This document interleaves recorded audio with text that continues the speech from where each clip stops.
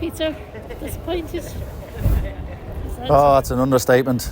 It's an understatement. I think today, just to start at the first 6 minutes of the game, to concede a penalty, and we've looked at it back, and Harry Cochrane's won the ball and hasn't touched the player, but to give away a goal or a penalty opportunity from a refereeing decision, that's not right. But again, the player goes down and gives the referee a decision to make, and then 1-0 down. I thought that affected us. We made uncharacteristic mistakes today in the first half, and then we regroup at half time and then come out in the second half and say, right, can we get back into it?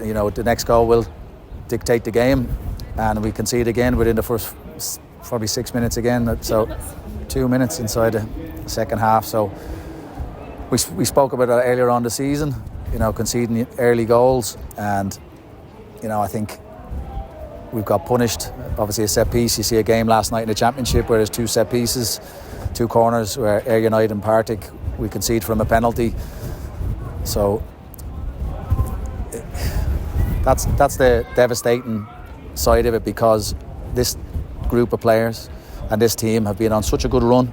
They deserve all the credit in the world for getting to where we've got to, getting back into the game.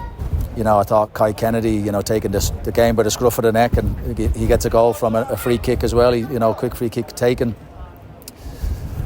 and then pushing at the end and hitting Cove back, and they were, the desperation. We had to ride our luck at times as well, but the players deserve all the credit. I think they've been outstanding. 8 games unbeaten until today. The manner in which we won those games and the way we played. The challenge now, although it's very raw, is to see which one of those players we keep for next season. Can we make ourselves stronger and be in a better position to start the season than we were this season? Now we're already probably in that that position with players signed, but it's very raw at the minute. I feel really sorry for the fans that have travelled up here today. They've probably gone away disappointed, but happy in the manner in which we gave everything, the players out on the park.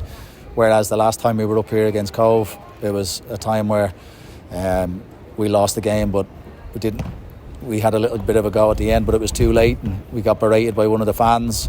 And at that time, the group got together for about a half an hour's discussion, and it galvanised the team. So I thought it would be written in the stars for us to come here and get a win and travel back down the road after that.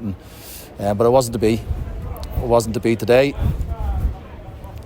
Good luck to Cove. Their game plan of sitting back in. We've made one of the better footballing sides in this division.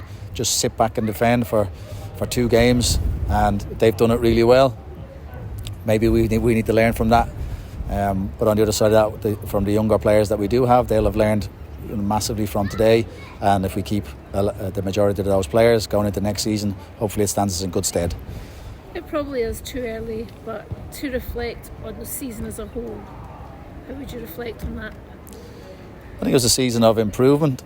We got, as I said, about the squad that we had at the start, and when I took over the role, we had to sign players relatively quick, and because it was later in the sort of the window,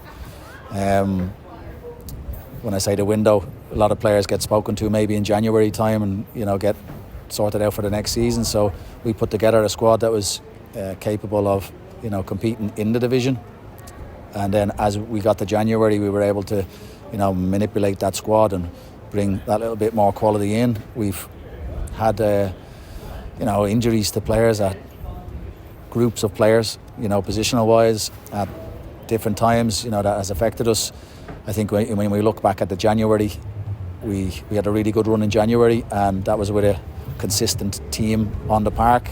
And our run in there with, as I said, about the 8 games, consistent team, where those players, we've managed to keep them fit, and had the same players to pick from.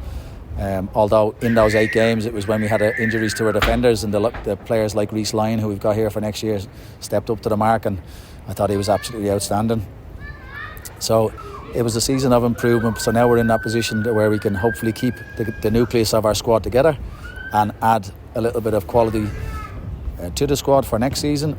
And again, with the players that we maybe retain are hopefully retained from some of the players from this season, we'll hopefully be in a good position to start the new season. But again, it's very raw at this moment in time, and still devastated about the result. And it'll be a sombre bus home probably tonight, because it's a long way home after losing a game like that. You signed Liam and Jordan during the week, so you are starting to get that nucleus of the squad together. Yeah, we did, and delighted to get them on board. But we need plenty more. Unfortunately for Matty Douglas today, he's broke his wrist, so he looks like he'll be out for a good while. We've got the likes of Brennan Dickinson, who's out for a longer period as well, so we'll get him back in probably the September time. Yeah, so it's a really tough one to take him. As I said, I think the players, I feel really sorry for the players, and they'll be devastated themselves. Fans going home will be obviously devastated, but hopefully see some signs of improvement for next season.